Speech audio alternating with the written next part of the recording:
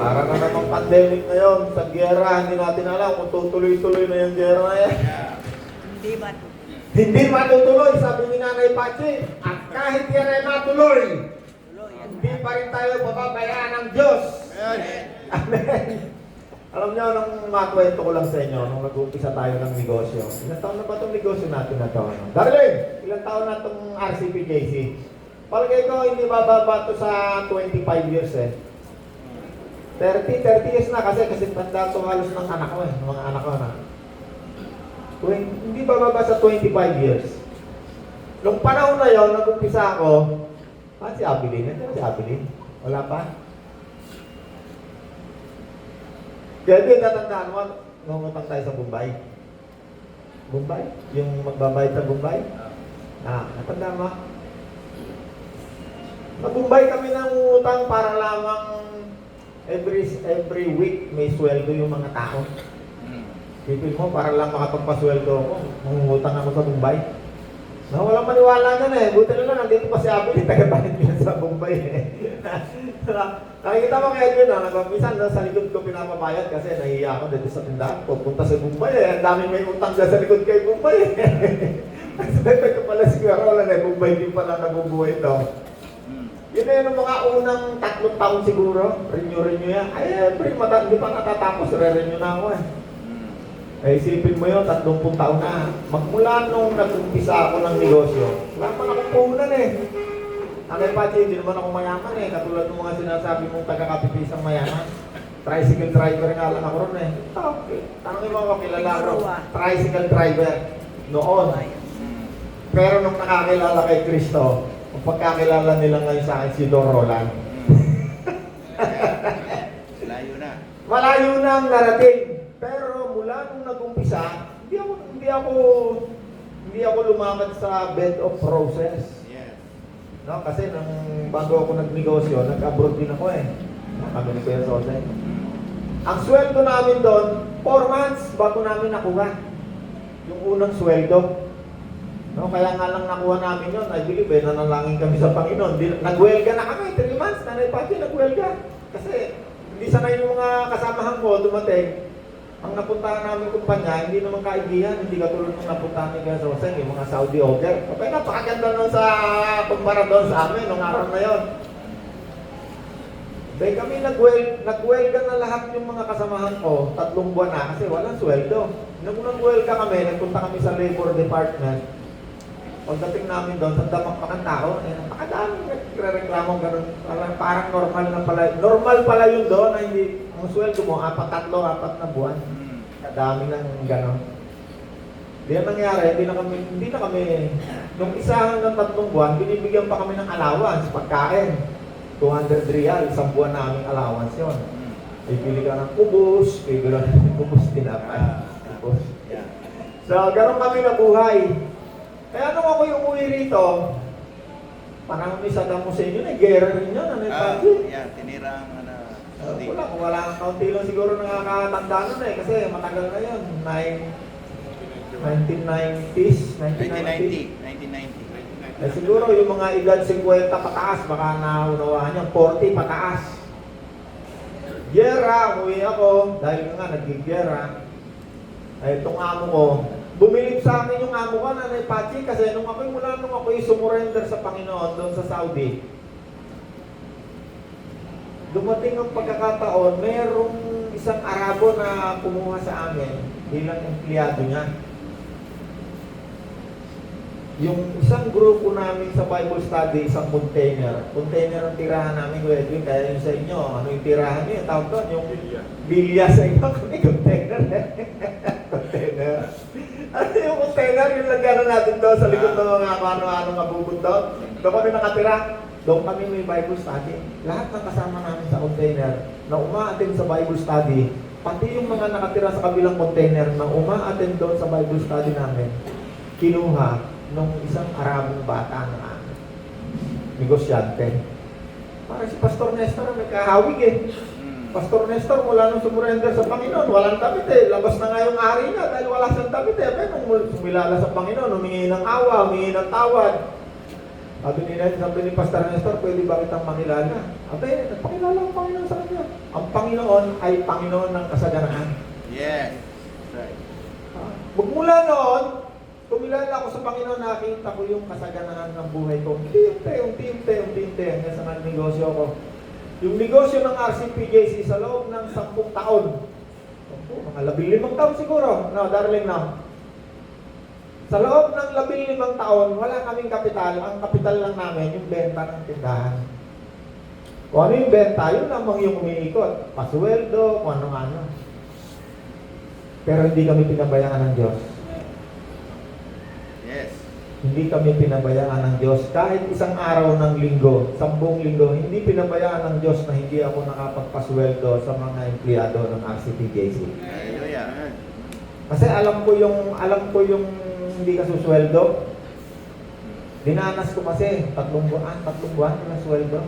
May kasamahan akong siyempre, nagkukwentuhan kami lagi ng mga kasama ko eh. Meron kaming kasamahan na iniwanan ng asawa. Iniwanan ng asawa kasi hindi siya naniniwala na hindi binibigyan ng sweldo. Eh nung siya umalis, nagsangla siya ng kung ano-ano, parang lang kasi may lakay nung araw niya, tawag doon eh, placement fee, parang 15 o 20,000. 15,000. Oo. So meron akong kasamahan na parang nasisiraan ng ulo kasi yung asawa niya, iniwan na siya. Meron akong kasamahan doon na nagsangla daw siya ng kalabaw, may tubo, nailit na yung kalabaw niya. Akala niya, pagdating niya, mababaya. Wala na yung kalabaw niya, wala na pakararo. Talaga sabot sa rin, kwento, maririnig mo rin, kung mahina ang isip mo, posible ka talaga masiraan ng ulo. Yes. Ako naman, nung pumunta ako ron, galing ako dito sa Pilipinas, sanay ako sa marangyang buhay kasi nagtrabaho ko dito DPWH, andun lahat ng flood control eh. No, sumusulak ang pera doon, libre ng beer house, libre, lahat libre ako ron eh. Eh kasi ako yung project inspector ako eh. Eh ang mga kontraktor, totoo, mga congressman, mga congressman. Mga tulay, talagang bago eh. Niyayagyan ko yung mga beer house dyan, karnate, libre ako lahat dyan. Sarap ng buhay ko. Pero nung panahon na yon, college pa lang ako, nakakilala na ako kay Kristo eh. Kaya lang, sabi ko nga, iba yung kumilala kay Kristo, iba yung kinilala mo siyang Panginoon. So, nung ako'y nakagraduate ng college, napunta ako ng DPWH, lalo ako nasa slack sa kasamaan. Pero iba na, nung ako'y tumanggap na kay Kristo, habang gumagawa ako ng kasamaan, alam kong masama ang ginagawa ko. Hanggang sa, sabi nga ng Diyos ang umaayaw kay Kristo ay katulad ng sumisipa sa isang matigas na bagay, matulis. Ikaw rin ang masasaktan. Hanggang sa nagpunta ako na Saudi Arabia, no? Kasi nga marami na akong problema rito. Every time gagawa ako ng kasamaan, para bang dumadagdag yung problema ko. Lahat ng kasamaan na ginagawa ko, parang padagdag ng padagdag, pabigat ng pabigat yung daigdig ko. Hanggang sa sabi ko, kailangan umalis na ako ng Pilipinas. Nag-apply ako sa 10, sa dyaryo, pag tinignan mo, nung panahon na yun, ang dami lang yung wanted, Saudi, kung saan. Lahat yan, binigyan ko lahat ng aking dokumento. Piniki ko yung dokumento ko, yung tunay naman yun, kaya lang, dahil 1 taon lang ang aking experience, ginawa ko yung 1, ginawa ko 7. Hindi ko sinukwento sa inyo para kayain nyo ha. Kasi napuntahan ko ron ay bogus din. Bogus yung papel ko, bogus din yung napuntahan ko, yung aking agency na yung trabaho ko, dahil pinegi ko yung dokumento ko, pengi rin pala yung napuntahan ko. Kaya gusto kong umalis dahil sa every time gagawa ako ng problema, yung parang pinapasan ko yung daigdigan kasi hindi ko na kaya. Nakabalis ayaw mo na dito. Hanggang sa punta akong Saudi, pagdating ko ng Saudi, ang unang-unang natagpuan ko, Bible binigay sa amin ng Panginoon. Yung Bible, ganito kalaki. Meron pang leather na may casing pa na kulay black. Kasi isip ko, pagdating ko ron, dito rin pala itong ganito, sabi ko, parang wala hindi ako makakatakas. Nasa pa rin ako, matigas pa rin. Ito na, wala. Talaga ang Panginoon, kumbaga, ang sabi ko nga sa sarili ko, parang dinala ako ng Panginoon sa isang kaldero. Tapos inapuyan ako sa ilalim, niluto ako ron. Yeah. Hanggang sa dumating ang araw, sabi ko, Panginoon, suko na ako. Mula ngayon, ikaw na, Panginoon ko. Pwede ba kitang makilala? Pwede ba kitang maging kaibigan? Parang katulad, Pastor Nestor. Yeah. Actually, lagi kami may lakad ni Kuya Soseng sa mga preso. Nangangaral si Pastor Nestor kami ni Kuya Soseng, namimigay kami Bible. Sabi ko, buti na lang, kakilala agad ako sa Panginoon. Kung hindi, baka nandito rin ako sa preso. Nakikinig ako katulad niya. Yes. Right. Okay, ngayon, niniwala ba kayo na ang Panginoon ay isang Panginoon na merong malinaw na dokumento sa Biblia? Kasi maraming tao hindi naniniwala kay Kristo eh. Yeah. Ay, katang-isip lang naman yan eh. Kwento lang yan ng mga bata. Alam nyo ba, pagtungkol kay Kristo, detalyado, nakasulat sa Bible, sino ang kanyang tatay, sino ang kanyang lolo, sino ang kanyang kalululuan, hanggang makarating kay Haring David, hanggang makarating kay Noah, hanggang makarating kay Adan. Yellow. Nakarecord, detalyado, pati pangalan ng kanyang ama. Genealogy. Ilang taon na yung pinanganak. At maging tayo man, Yeah. wala tayong kamalay-malay, nagbibilang tayo ng taon mula sa taon ni Kristo. Ilang taon ka na, Edwin? 61. Saan nagmula yung iyong kapanganak? Saan nagmula yung bilang ng iyong bilang? Mula nung ikaw ay pinanganak. Paano mo nabilang? Kasi meron ngayong bilang. Anong taon ngayon? 2026 years. Ngayon, yan ang taon ngayon. Saan nag-umpisa yung taon na yan? Nag-umpisa yung taon na yan doon sa tinatawag natin 00, diyan ipinanganak si Jesus. No, 33 years yan, si Jesus ay umakyat sa langit. Mabuhay siya, umakyat sa langit. Diyan sa 0 years na yan, diyan nag-umpisa yung taon hanggang sa taon ngayon, 2026.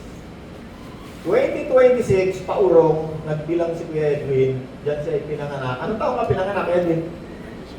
1964 hanggang 2026, kaya nakuha ni Kuya Edwin yung kanyang edad 61. Senior na pala si Kuya Edwin. O, malapit na. 61 taon na si Kuya Edwin. Kailan siya nagbilang? Mula nung taon ngayon, 2026. Saan nagmula yan 2026? Nagmula yan sa 0. Ang tawag dyan ay pagka pupunta dyan, pasulong hanggang 2026. Pag naman pabalik mula 0, pabalik dyan, pupunta yan, dyan naman yung pinanganak, si Adan at saka si Eva. Mula dito sa 33 years, yan yung si Jesus ay pinanganak. 33 years, si Jesus ay namatay, muling nabuhay, umakyat sa langit. Ano naman ang susunod dyan? 2026. Meron tayong inihintay. Si Jesus ay muling babalik. Yeah. Wala tayong kaalam-alam. Lahat ng tao nagbibilang ng pagdating ni Kristo. Base sa iyong edad. Meron tayong tawag dyan eh. Pagkapapunta dyan eh. AD. Anno Domini. Yeah, AD yan. Anno Domini, ang ibig sabihin niyan, Latin yan. Taon ng Panginoon. Tradition yan. Meron pa ang ibang tawag dyan. Pasulong na ganyan. AD, meron pa dyan BC. CE. Meron ditong BC. AD, meron ditong BC. Yeah. Before Christ. Meron pa ditong tinatawag na AD, before Christ. Meron pa marami pang tawag yan eh. Meron BCE. No, before common era, pero ang tawag doon, before Christ entered. No? Meron pang CE. No? Christ entered AD, ayun yung Anno Domini, BC, before Christ, BCE, before Christ entered, no? Yan ang pinakamagandang makita natin. Pabalik, mula dito sa 00 years, yan nag-umpisa yung taon ng 2026. Pero mula dito sa 00 years na yan, pabalik, binilang din ang taon, papunta kay Adan. Mula kay Adan hanggang nang ipinanganak si Noah, panahon ng baha, meron niya taon mula kay Adan. Makakita natin yan, mamaya mabasahin natin. Mula kay Noah hanggang pinanganak si Abraham, Yeah. meron niyang taon, kung ilang taon niyang lumipas. Mula kay Abraham hanggang kay Haring David, Yeah. mula kay Haring David hanggang sa huling hari, Solomon, etc., huling hari, nabiyag sila papunta ng Babylonia. Yeah. Hanggang. At mula sa pagkabihag sa Babylonia sa huling hari hanggang ipinanganak si Jesus, meron din yung bilang kumpleto, detalyado. Kaya yung tatlong hari nakadalaw sila kay Kristo eh. Bakit? Kasi nasa Bible, Yeah. sa mga isinulat ng mga propeta yung dokumento, hindi itinago, ipinakita doon sa mga naghahanap. Kaya ako ayaw ko mga hanapin eh. Pag ako nagbabasa ng Bible, naglilista ako ng ano, lumalabas sa akin yung taon eh. Yung eksaktong taon. Yeah. Basahin natin ng ano, punta muna tayo sa Mateo chapter 1. Kaya Sosay, pakibasa mo. Chapter 1. Bilisan mo, makikita natin yan dyan. Okay, andyan yung ating taon ha. Oh, okay, wait lang kay Sosay nga. Ilang taon ka na kay Sosay? 64. 64! Okay, di nandito ka ngayon. 19 ano ka? 1962. 1962. O, si Kuya Sosay naman, ayun, 64 naman. Ayan, yan din ang taon ni Kuya Sosay. Nagbibilang din siya ng taon, nagsa-celebrate ka pa nga pagdadating ng sa taon. Birthday ko ngayon! No? January, February, lahat tayo nagbibilang. Wala tayong kamalay-malay. Ang binibilang natin mula doon sa pagkamatay ni Kristo hanggang kung saan matatapos yung ating taon, nag-uunahan yan. Anong unang darating? Yung kamatayan mo o pagdating ni Kristo. Malapit na, halos dikit na. Yeah. Dikit na dikit. Pero alam, paano mo nalaman? Sulat sa Bible. Sige, ito sa pakibasa mo. Ito ang talaan ng mga ninuno ni Hesus Kristo. Hold, ito sa nga. Si Yesu Kristo. Ito, nakatala. Unang tinala, mga ninuno ni Yesu Kristo. Okay, bakit kailangan si Yesu Kristo? Kasi si Yesu Kristo, siya yung mabuting balita na dumating sa daigdig na ito na nagbayad ng ating kasalanan. Lahat tayo may kinalaman lahat dyan para sa atin yan. Yes. Sige, tuloy mo kayo sa talaan ng mga ninuno ni Yesu Kristo. Na mula sa angkan ni David, na mula sa angkan ni David, Ni David. Na Okay, mula wait na lang, wait lang, ano. 00, si Jesus ay 33 years siya, nag-ministry. 33 years siya ang Panginoon nung siya ay pinatay at muling nabuhay umakyat sa langit. 33 years, nakalagay sa Bible yun. Yeah. Okay, mula sa lahi ni David, oo. Mula sa angkan ni David, ang ni David, na mula naman sa lahi ni Abraham. mula sa lahi ni Abraham, Yan. okay, At mula kay Abraham, mula kay Abraham, hanggang kay Haring David, hanggang kay Haring David. ang mga ninuno ni Jesus ay sina Abraham, Isaac, Jacob. Okay, hold, kaya Sosay nga. Okay, mula kay Abraham hanggang kay David, ang ninuno niya, si Abraham ay nagkaroon ng anak, si Isaac, At naging anak si Jacob, si Jacob, na naging ama naman ni Juda, si Jacob. si Juda. Anak Okay. ni Jacob. Pag tinitingnan mo sa Chronicle, nakalagay dyan anong edad niya nung pinanganak niya si Isaac. Yeah. Anong edad ni Isaac nung pinanganak niya si Jacob? Mabibilang mo yan dyan, mabibilang mo ilang taon. Saktong-sakto. Walang labis, walang kulang. Mabibilang mo rin yan, ilang taon si Juda. Okay, tuloy mo pa kayo sa tayo. Yeah. So anak naman ni Juda, si Pares, at Sara na mga anak ni Juda kay Tamar. Esrom naman ang anak ni Pares. Ilang taon mo kay Sosay, mahaba masyado yan. Ilang taon mo. Dataw, oh. Yan. Hanggang sa makarating doon sa ano ba? Sige pa, Sige. ilang taon mo na yan. Masyado mahaba yan. Pero detalyado yan ha. Hindi yung pinaktawan, pero kung babasahin mo, masyadong mahaba. Pero yan, detalyado. Okay, basahin Lolo natin, na ha? ganito, lolo na gano'n, lolo na ganito. Anak ni Pares, Aram, Abinadab, Anaason, Salmon, Boaz na mga anak ni Salmon kay Rahab, Obed na anak ni Boaz kay Ruth, at Jesse na ama ni Haring David. Mula naman kay Haring David hanggang sa anak Oo, ni Lord, Bilhah. Kuya Sosay. Andiyan na, kay Haring David na, okay? At mula kay Abraham, Kaya, Isaac, Jacob, Judah, ang nakarating na kay Haring David. O, sige, tuloy pa. hanggang sa naging bihag ng mga taga ang mga Hanggang- taga-Huda. Okay, si Haring David, naging hari. Mm. Ang sumunod dyan, si Solomon. Ang Yeah. sumunod dyan, si Robot, Rehoboam. Abias, Oo, Asa, sunod, Jehoshaphat. Hold on, Kuya Sosay. Mm. Yan ang mga hari na yan, nakatala dyan, ilang taon sila naghari. Yes. 14. Katala sa Bible, detalyado. Ilang taon sila naghari, kaya binibilang dyan yung paghari. Hanggang sa pinakahuling hari, yung pinakahuling hari, binihag sila ng Babylonia, dinala sila lahat ng Babylonia. Yeah. Doon nag-umpisa yung sinasabing lost 10 tribes lost. Nawala yung 10 tribes. Kasi yung paghahari ka ni David, yung panahon na yan, nagkaroon dyan ng dalawang hari, north at saka south, yung kabilang hari. North and South. Pero hindi siya binilang kasi, kumbaga yun ligaw na sanga yun eh. Yung kay paghahari ni David, Solomon, etc. Nagkaroon ng dalawang hari. Nagkaroon ng dalawang political ally. Yeah. Okay. At yung pinakahuling hari, nabihag siya ng Babylon. Ang Babylonia, siya yung superpower ng panahon na yon. Yeah. Empire. Kumbaga panahon natin ngayon, American Empire. West, Gentile. British Empire, Byzantine Empire. Iba-iba pang mga imperyo. Sige, guys, sige. At pagkatapos naging bihag sa Babylonia hanggang sa panganak si Jesus. ang mga- Mula sa pagkabihag sa Babylonia hanggang ipanganak si Jesus, okay, Yeah. nandyan na. Oh. 00, ano na yan? BC. ADC na. Yung tinatukoy na yan, BC, before Christ na, bago dumating si Christ. Sige, guys, Ang mga ninuno niya ay sina Heconia, Salatiel. ang mga ninuno niya ay sina Heconia, Salatiel, Zerubbabel, Abiud, Eliakim, Asor, Sadok, Akim, Oh, Eliud. Joseph. Yan. yung mga binabanggit na yan ni Kuya Joseph, yan ang kalololololoan ni Jesus hanggang dumating yung Yeah. panahon ng pagkabihag sa Babylonia hanggang sila yung muling bumalik sa Israel.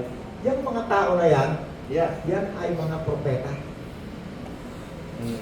Walang ibang propeta na hindi nagmula sa lahi ni Abraham. Lahat ng propeta galing sa lahi ni Abraham. Tuloy pa Kuya Joseph. Yan. At si Jose na asawa ni Maria, si Maria ang ni Jesus. Si Jesus, Yeah. ang tatay niya ay si Jose, Nagaling daw kay Matan, kay Jacob. na asawa ni Maria, Mm. Na anak ni Eli. pabalik. Nakalagay na dyan, nakabalik na rin dyan hanggang kay Abraham. Ayan na, binasa na natin Kuya Jose.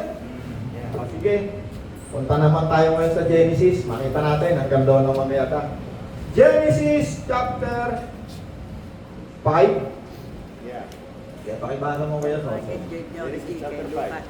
Genesis chapter 5, umpisahan mo sa 1. Yan, ito ang kasaysayan ng lahi na mula kay Adan, nang likay ng Diyos ang tao ginawa niya. Hold on, Kuya Jose. Andito naman yan ha. Andito si Adan, nag-umpisa, nilikha ng Diyos. Mm. Genesis chapter 1, wag muna dyan. Kuya Jose, Genesis chapter 1, umpisa ng paglikha ng Diyos. Bago tayo pumunta dyan. Genesis chapter, nang pasimula, Lilikha ng Diyos ang langit at lupa. nung pasimula nilikha ng Diyos ang langit Ang lupa. at Ang lupa. lupa.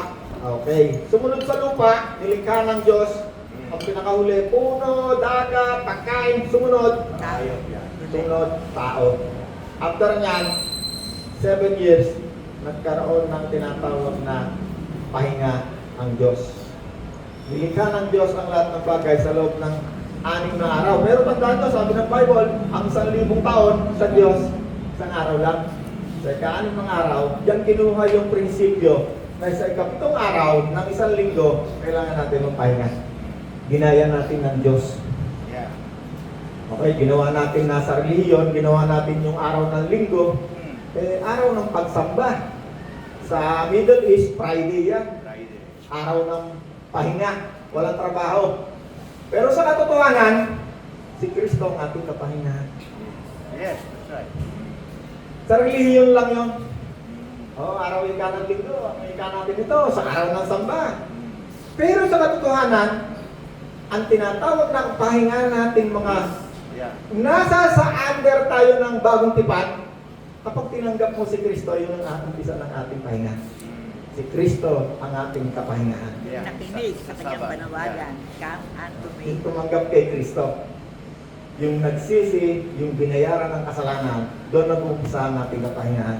Yes, that's right. Sabi ko nga, nung ako tumanggap kay Kristo, pero hindi ako sumusunod kay Kristo, hindi ako nakapahinga, lalong dumami ang problema ko eh. Pasang ko na ang daigdig eh, hanggang sa gusto ko nang tumakas eh. Kasi ang dami kong girlfriend eh, nahabol ako ng mga girlfriend ko. Nahabol din ako ng trabaho. Every time na mayroong problema doon, di may mandaan eh. Ako tinatamaan lagi eh. Sabi pa, Congressman, yan may kasalanan kasi pinirmahan niya. Siya dapat unang pinirmahan. Parang pasang ko na ang daigdig eh. Pero yung lamang ko, enjoy na enjoy. Kasi, yun ang daigdig. Akala natin, yung sarap ng laman, yun ang pahinga. Hindi. Ang kapahinga ng isang tao ay yung oras na ikaw ang nagsisi sa iyong mga kasalanan, tinanggap mo si Kristo, binayaran ng iyong kasalanan. Yun ang umpisaan ng iyong kapahingaan. Yeah. Amen! Palakpakan natin Diyos. Diba, Diyos ang pahinga. Okay? 6 na araw, nilikha ng Diyos ang daigdig sa ikapito, nagpahinga. Okay. Tingnan natin ha. Nakatalaya na. Walang labis, walang kulang. Ako mahina ako sa mathematics eh. Pero pagdating dito, babalik ulit tayo dyan. Mula dyan, pagdating na ika-6 na araw, 6,000 years, eksakto. Yung susunod dyan, may susunod 1,000 years ng pamamahala ni Jesus ng kapayapaan. 1,000. Saktong-sakto. Ayaw ko yung bilangin eh, pero pag binabasa ko sa Bible, naglilista ako, pumupunta ako ron eh. Yung 1,000 years na yan, sasabit na. Malapit na. Yeah, that's right. Ayaw ko mabilangin nga, pero nakikita ko eh. Bakit? Kasi ang isang taong tumanggap kay Kristo, kapag si Jesus ay nagpapahayag na, pag dumating si Jesus, ang sasabihin niya sa iyo, ano mangyayari sa hinaharap? Kahit ayaw mo, sasabihin ni Jesus, ano mangyayari sa hinaharap? Ngayon nga, mayroong gera sa Iran eh. Yung Iran na yan yung dating Persian Empire. Persian. Yan namang Iraq, yan yung tinatawag natin na Babylonian Empire. Yeah. Babylon. Yan yung imperyo. Kung sa panahon natin ngayon, siya yung American Empire ngayon. Pinamakapangyarihan. Ang Amerika, kahit sinong gusto niyang girahin. Pag sinabi ng Amerika, sunod ka sa akin ha, pag hindi, babaliwan kita ng tuhod. Oh. Kung paano niya ginawa yan ngayon sa Iran, wala tayong politika ha. Kung paano niya yung ginawa sa Iraq, kung paano niya yung ginawa sa Libya, si Gaddafi, kung matandaan niyo, si Gaddafi, kaya mayamang bansa niya. Ang mga Pilipino nagpupuntahan na para lang maging katulong ng mga... Yeah. Yan Saudi Arabia, kaya lang nakatayo ngayon na kasi bata ng Amerika yan eh. Oh. Lahat ng langis niya sa kanya binibenta. Hindi pwede magbenta yan kung saan. No, pero ngayon medyo umaalma yung Saudi Arabia, yung batang anak ni King Salman. Nakikipag-ano kay, no? Pero ang Amerika na yan, kaya ng Amerika, baka tayo marinig pa ni Uncle Sam. Patanggalan ako ng visa. Sabi na anak ko, ay, pag luloko-loko, yung FB, may AI yan. Pag nagsasalita ka ng against sa Amerika na, pero mo, marami ng kinasilang visa dyan. Sabi ko ba, paano ako masyado? Yeah. Totoo yan. Eh kung yung mga bansa sa Middle East, billionaire ang mga tao dyan eh. Pag sinabi ni Uncle Sam, ay, tumahimik ka dyan. Kung hindi, papatakan ka ng bomba. Pag matigas ang ulo mo, bomba talaga papatak sa'yo. 7 araw na ngayon eh, ang bomba pumapatak sa kanila. Hanggang ngayon, libo-libo na ang patay. Hindi pa nakikita sa media yung iba. Okay, tuloy mo kayo, Sosay. Asan na tayo kayo, Sosay? Tayo sa lahi ni Adan.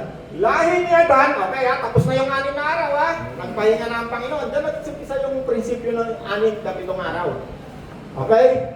Si Adan ay 130 taon ang maging anak niya si Seth. Hold! Unang anak ni Adan, si Seth. Ilang taon si Adan? 130. Okay, teka lang, lagay natin dito kay Rosay ha. 100. Si Adan, nanganak, ang pangalan, Seth. 130 taon siya. 130 taon si Adan. O, sumunod! Namatay siya sa gulang na 930. Alright. At 930, namatay. si Seth ay 105 taon. Si Seth, 105 taon. Na maging anak niya si Enos.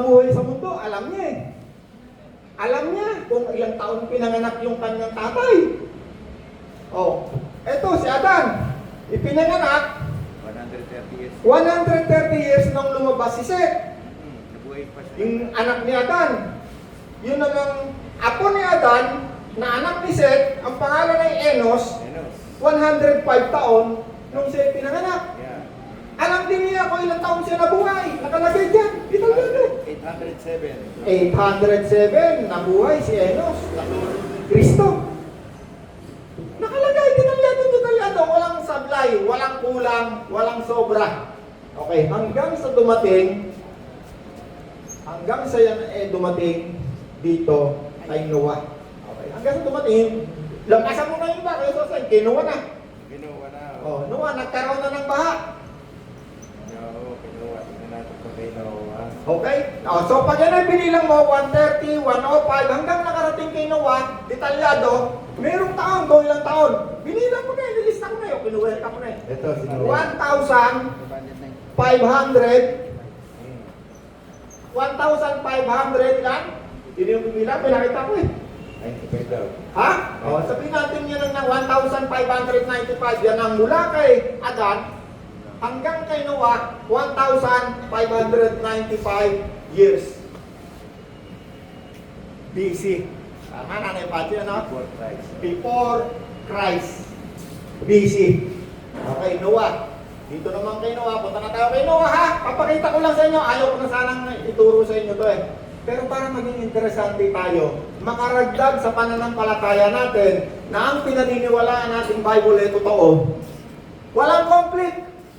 Walang sobra, walang kulang. Dokumentong napakabisa. Kumbaga nga, sabi nga sa Blue Ribbon Committee resibo. Ano pati na, ibig sabihin na resibo, ebidensya. Physical na ebidensya. Okay. Mula kay Noah, nagkaroon ng baha after 2 years, humupa na yung baha, si Noah ay meron 3 anak. Ang pangalan ay Same. Shem. Shem, Ham. Shem. Ham, At Japhet. Japhet. at Japhet. Okay. 500 years si Noah na pinanganak yan. 500 years si Noah. Sana, binilang na natin mula kay Adan hanggang sa bumaha. Ang tinotal na natin 1,595. Sabihin natin yan andyan na yan, yung bilang ko, nandiyan din sa lugar na yan. Itong si Shem, na anak ni Noah, ay nagkaroon ng anak. Ayan, okay. Si Shem, diyan nagmula ang lahi ni Kristo. Okay, ha? Kay Shem, hindi kay Ham ba pangalan to, ha? hindi kay Japet, pero tayong mga hitil ngayon, hindi natin malaman kung saan tayo nagmula. Baka tayo dyan din nagmula, baka dito rin kay Ham, o baka naman dito sa isa sa anak. Yan kasi si Adan, may anak yan ang anak ni Adan, nasa Bible, meron dalawang pinakita ron sa Bible Si Adan, yung anak niya, si Cain, si Abel. Walang lahi si Abel. Sinulat lang yung si Abel, saka si Cain. Actually, si Adan maraming anak din na lang sinulat. Ang kinuwento lang, yung tungkol sa magkapatid na nagkaroon ng selosan. Kasi yung isa dyan, naghahandog sa Diyos, sumasamba sa Diyos. Yung isa naman, sumasamba rin sa Diyos, pero sa maling pamamaraan. Kaya sabi ng Diyos doon kay Cain kung tama lang ang ginawa mo, Sana hindi ba makadulugkan ka? sana'y kinalugdan ka rin ng Diyos. Kasi kapag ang isang tao sumasamba sa Diyos, kakalugdan ka ng Diyos. Ano ibig sabihin ng kalugdan? Hindi si Jul kalugdan, ha? Ibig sabihin, natuwa ang Diyos sa iyo.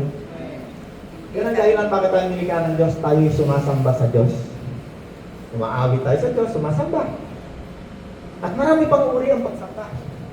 Yung pang-araw-araw nating pamumuhay tayo ng pagsamba yan. Yung tayo ay magmahal sa kapwa, yun ang tunay na pagsamba sa Diyos. Pag-ibig sa kapwa. At tuloy mo pa, Kuya Susan. At dito na tayo kay Shem. Kay Shem, yung kwento kay Shem. Kay anak ni Noah, si Shem, Ham, Japet. Nagkaanak si Shem, sila ng ganang direksyon ng lahi ni Kristo hanggang Genesis chapter 5 ka na, Kuya Susan. Genesis chapter 5, yeah.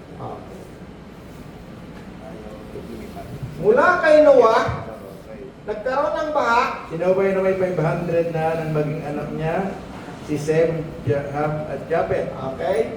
500 Years na siya. 500 years ang pinanganak na si Shem, Ham, Japet. Si Shem na nagkaanak.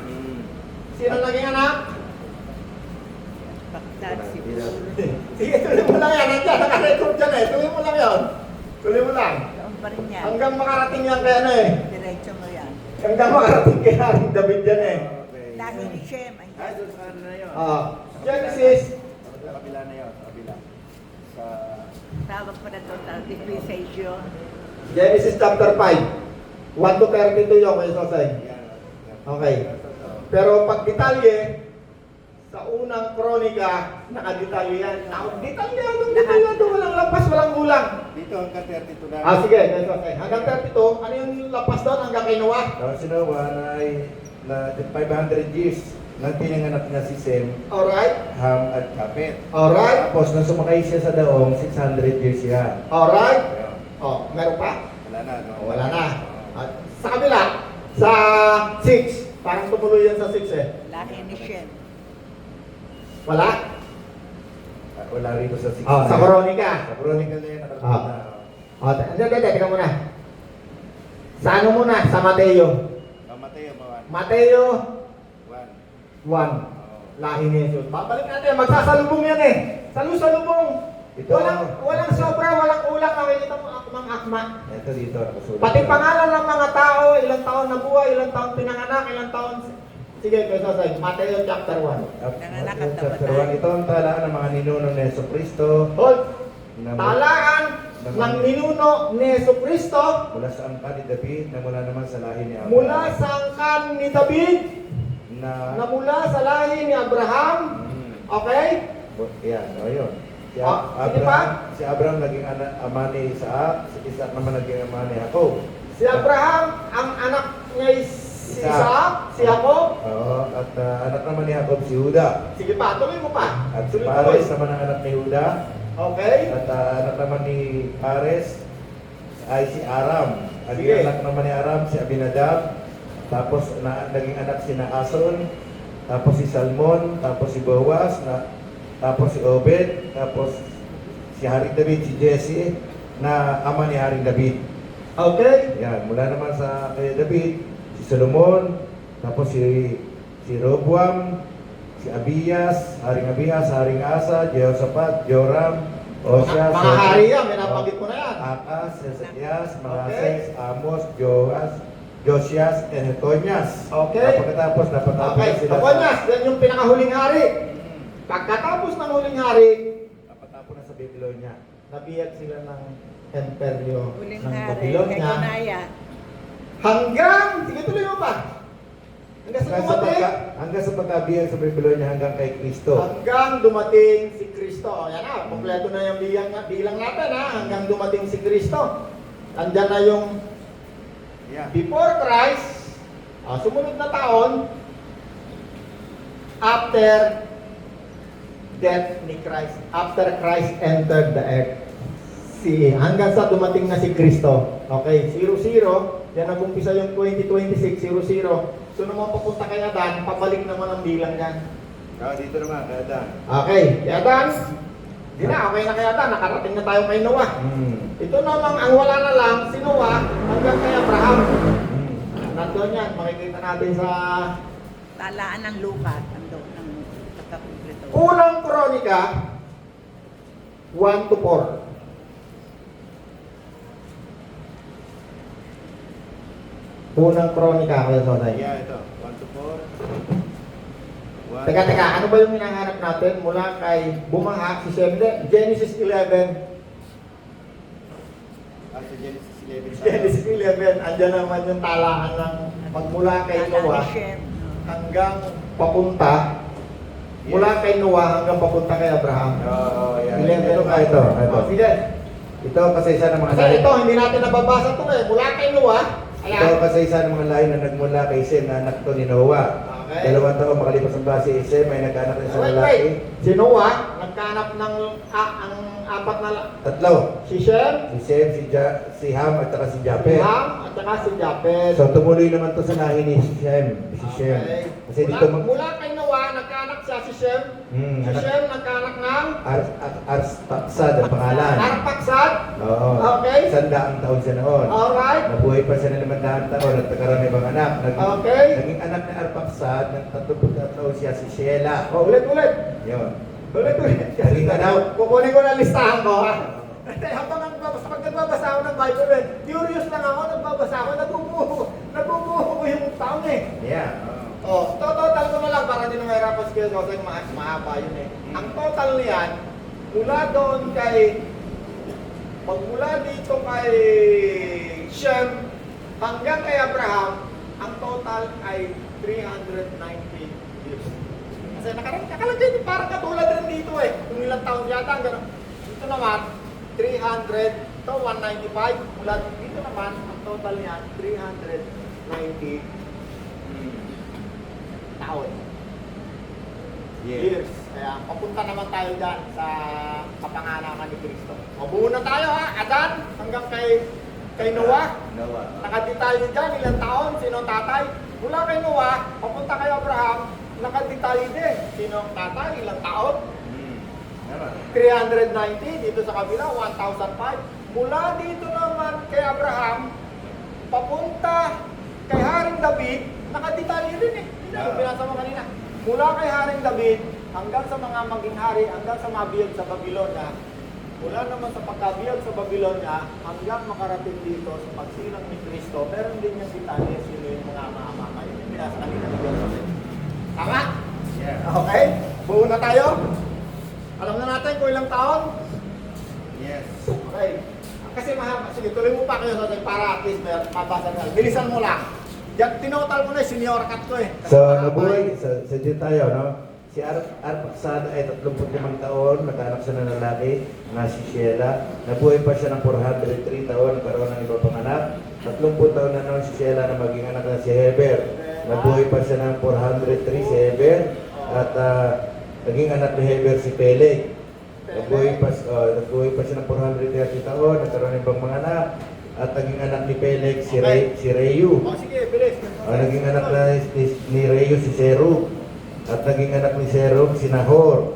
At naging anak naging si Nahor. Sinahor, Naging anak ang tatay naging anak niya si Tera. ni Abraham, lolo ni Abraham. Lolo ni Abraham yan, si Tera.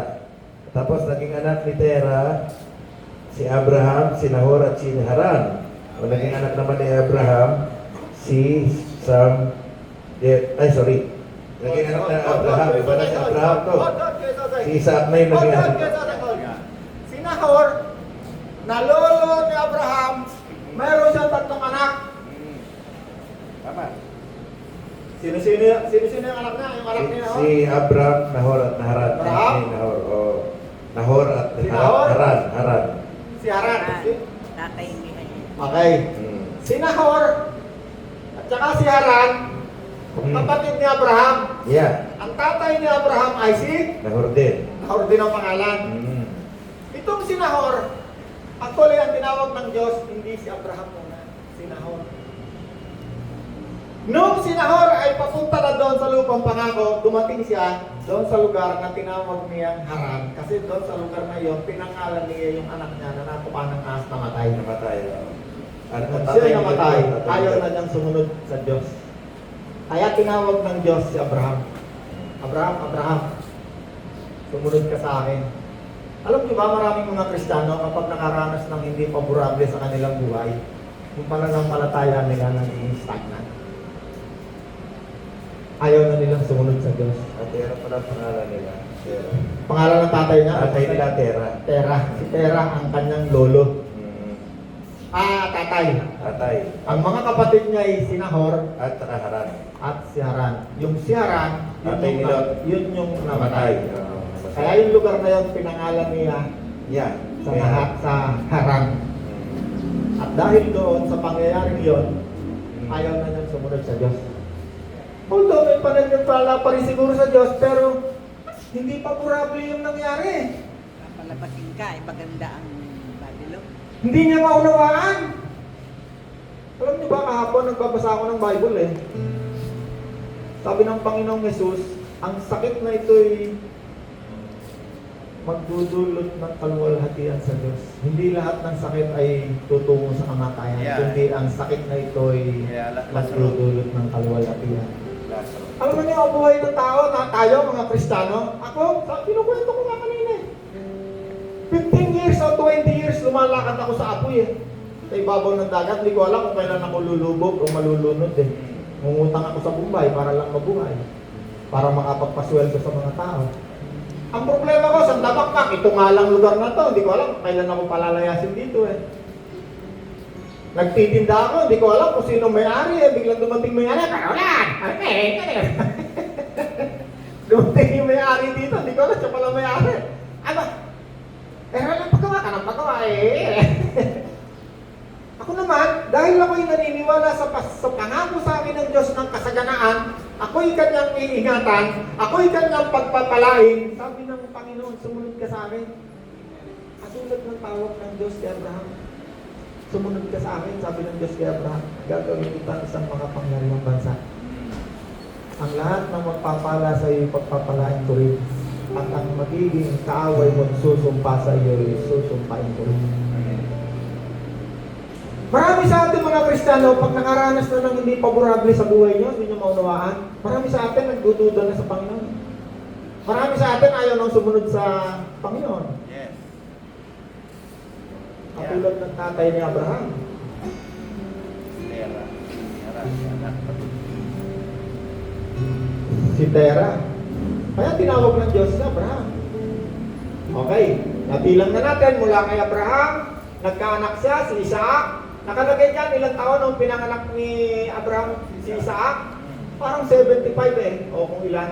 So binilang ko rin yan. Ilang taon si Isaac nung pinanganak na si Jacob, ilang taon si Jacob nung pinanganak si Judah, tuloy-tuloy lang. Hanggang Abraham, Isaac, Jacob, Judah, hanggang nakarating dito, Abraham, hanggang nakarating kay Haring David. Yeah. Patria. Mura kay David, dumating naman kay Haring Solomon, hanggang sa pinakahuling hari, nabiyag ng Babylonia. Ikonya, yung pinakahuling na. Econaya. Okay, nabiyag ng Babylonia, pinakahuling hari. Mula sa pinakahuling hari, nabiyag papunta sa Babylonia, bumalik uli ng Israel. Yun yung panahon si Jesus ay pinanganak na. Ayun eh, malinaw na yung sinasabi dyan eh. Alam niyo, mahirap talagang unawain niya. Alam ko, bago ko yan naunawain, taon.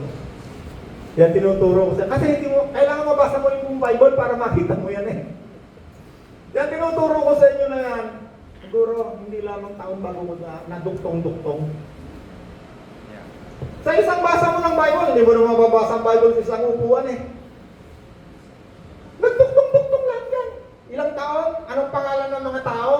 hanggang sa dumating si Kristo. Yan yung taon na mula sa 00 before Christ, no? Paurong, binilang yung taon hanggang kay Adan. Tawag doon, dispensation. From Adam. Ito na mo, may dispensation. Ano yun, Nanay Pati? Dispensation. Ako, layo na tayo maliliyo pag nagkaroon pa tayo ng sensation. Dito na lang tayo sa Bible na lang muna tayo. Huwag na muna yung sensation. Dispensation, yun yung pinag-aralan ni Nanay Pati sa Bible School. Wala ka mo doon, hanggang pa atras. Pero wala naman tayo sa Bible School. Ang Bible School, 6 na buwan, 3 taon yan. Pupunta ka rin.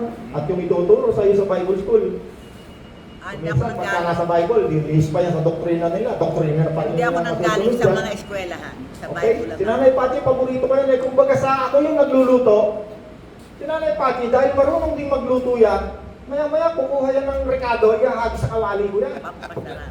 Naiinis ako kay Nanay Pati kasi kung isa, sabi ko, ayoko ng betchin, ang gusto ko organic. Pero maganda. Naghagis ng betchin eh. Pero tama yun. Tama yung sinasabi ni Nanay Pati, pero mahirap ko naman kasi Bible, mga terminology yan. ang binununuan. Tagalog nga lang tayo, purong Tagalog, hindi na natin maunawahan yan eh. Kasi ako nga, bago ko naunawahan yan, taon eh. Bago ko nagduktong-duktong sa isip ko yan. Dispensation, kapanahon na ni Adan, panahon na ni Abraham. Hoy mo na Nanay Pati at itong kawali. Mas mainit na mainit na itong kawali. Baka pag binuhusan mo yung narikato, sumisiklap minsan yan. Alam mo yung mga kuke, alam natin yan pag nagluluto ka, pag preacher ka, alam mo yan eh. Di ba? Kompleto din ako ng record niya. Alam niya ng mga tagaluto, alam niyo yung salita ng Diyos. Hinuhukay yan. No? Kaya sabi, hanapin mo ang Diyos, matatagpuan mo. Alam mo, hindi ko yan hinahanap eh, pero kababasa ko ng Bible, natatagpuan ko lahat detalye tungkol kay Kristo. Hindi dahil sa magaling ako, hindi dahil sa ako'y pinagpalang, hindi. Basahin mo yung Bible mo, matatagpuan mo dyan si Kristo. Yung pinag-uusapan ngayon natin, pinag-uusapan natin dyan si Kristo. Yung kanyang lahi. Siya ay nasa buong kasulatan. Sabi. Yung lahi ni Kristo, kailangan alam mo. Kasi pag hindi mo alam, meron kang shadow area sa isip mo. Kristo nga ba ito to? Si Kristo nga. Magkakaroon ka ng duda. Basahin mo Bible, 100% di ka magkakaroon ng duda kay Kristo. Nahanap niyo. Mabubuo yung pananampalataya mo sa pamamagitan ng ebidensya, salita ng Diyos. Kasulatan. Kasi pagka hindi mo alam yan, may nagtanong sa'yo, sino ba yung Kristo na yan? Eh, kwentong kutsero lang naman yun. Yan naman eh, kwento lang sa mga bata eh. Ang buong mundo'y nagbibilang ng panahon, nagbibilang tayo lahat ng taon. Wala tayong kamalay-malay, ang binibilang natin edad ni Kristo. Mula ngayon hanggang nung pinanganak si Kristo, 2026 years old na si Kristo. Mula nung ngayon, nung si Kristo ay pinanganak, nung umakyat sa langit. Yun ang umpisa yung taon na binibilang natin. Alam nyo ba, nag-research ako eh. Kasi yung Google, madaling tanongin, meron yung tinatawag silang artificial intelligence eh. Ibig sabihin, lahat ng nasa dictionary, lahat ng nasa encyclopedia, nilagay na ngayon tawag nila artificial intelligence. Tatanong mo na lang si Google. Sa mga ancient, anong kalendaryo? Tinanong ko. Abay, lumabas eh. Pero dapat, Nagmula yung bilang ng mga ancient sa isang emperor na ang pangalang ay, sinulat ko eh, makikita ko. Nagmula doon sa isang emperor, Wang Di ang pangalan. At yun ay nagmula sa tinatawag niyang Year of the Horse. May darating na isang mamamahala. 4,000, more than 4,000 years. Tumutugma sa taon natin. Ilagay mo itong taon na to, pabalik dyan. Itong taon na to, papunta rito sa 2027, parehas halos. Kasi meron konting pagkakaiba. Yung iba kasi nagmula nung si Kristo ay muling nabuhay. Yung iba naman nagbilang mula nung si Kristo ay pinanganak. May 33 years na difference. Ang mga ancient, ang kalendaryo nila, parehas natin.